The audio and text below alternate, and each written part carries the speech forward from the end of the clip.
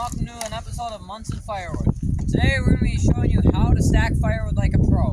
And it's 10 below outside, so it's not going to be too long, just because it's cold out. But so this stack here, this one was about to fall over. It was leaning this way far, so I stacked it wrong. So I need to fix it and put it back together correctly. That's why it's important to do things right the first time.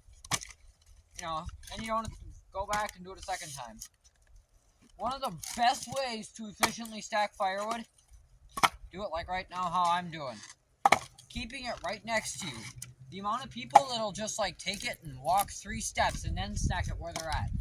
No, that takes up, by the time you get in how many steps for a few pieces per walk or like, you know, per time you have to go, it takes so much longer.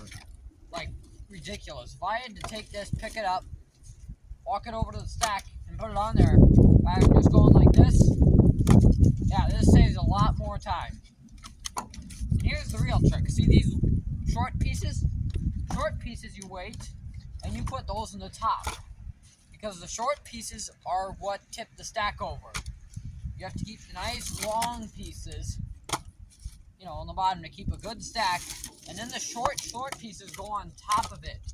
Because if you put a little one at the bottom, it's like a bad Jenga puzzle, you know? It's just going to tip and fall over. So, yeah. This is just all slab wood. If you saw in one of my previous videos, we were checking the moisture on some of this stuff. I think this stuff, yeah, it was like 20-something%. It was plenty wet. It was too wet to sell or burn. You know, so it's not ready to burn, but we'll probably be able to use it this summer here, you know. Yeah, we got all this from a guy that does slab wood up in Amory here. Had like a mill or something, but we got it for like 10 a pickup load, or like 10 a trailer load, however we picked it up. But yeah, slab wood's really nice for bundles, because look at this. Nice and thin and perfect pieces. Nice and thin. There's not much chopping to do if you wanted it for normal, like, campfires. So if we're selling it for bundles, it's mostly all in their piece sizes they want. Sure, some of them are a little small, but they'll take smaller rather than bigger ones any day.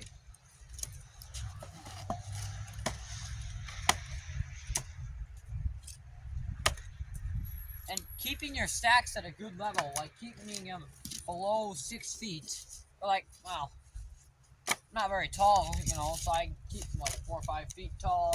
Well, once you get them like 6 feet up in that area, it gets really tall, and then they'll go.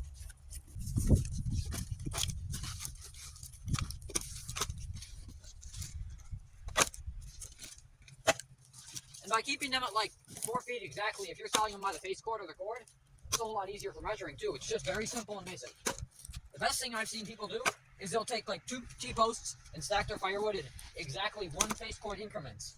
Then if you sell it by that, then that's usually really nice, because it's all measured out.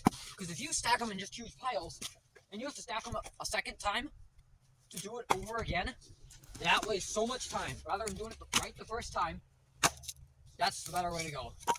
You know.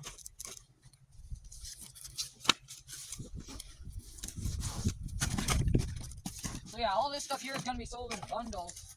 We'll just, you know, put her down and then use it and sell them as bundles. We just sell them up on the road here.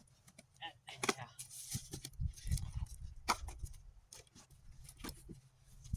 Yeah, some of these are big that need to be split down again with the hydraulic splitter, and they won't. We'll talk with the axe.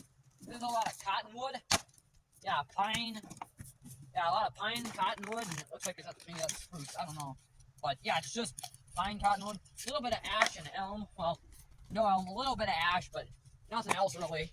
So, well, thanks for watching this episode of Munson Firewood. Make sure to like, subscribe, and come back for more content.